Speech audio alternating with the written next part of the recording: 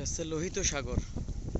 লোহিত সাগরের beech Jeddah, সামনে হচ্ছে জেদ্দা সিটি, জেদ্দা বন্দর দেখা যাচ্ছে বন্দরের পাশে একটা জায়গার মধ্যে।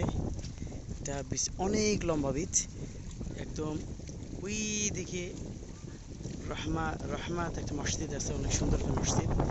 যাই হোক, অনেক দূর ঘুরে যেতে হয়, এই জন্য আজকে সময়ও নেই। অনেক সুন্দর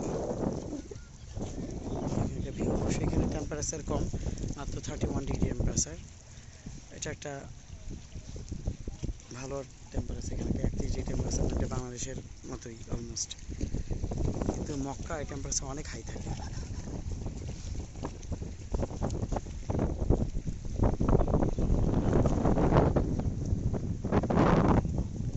সূর্য অস্ত দেখা যায়, এটা হচ্ছে পশ্চিম পাশ। সূর্য আছে, সূর্য ডুবে যাবে। এই জায়গাটা হচ্ছে দ্বীপের মতো, এটা হচ্ছে প্রিন্স সালমান বাসভবন এবং ওনাদের আব্দুল আজিজ সালমানের যে বংশধররা, যারা পূর্ব বংশধর, তাদের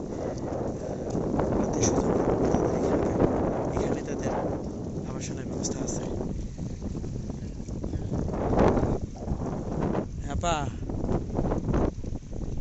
কেমন লাগতেছে তোমার জায়গাটা?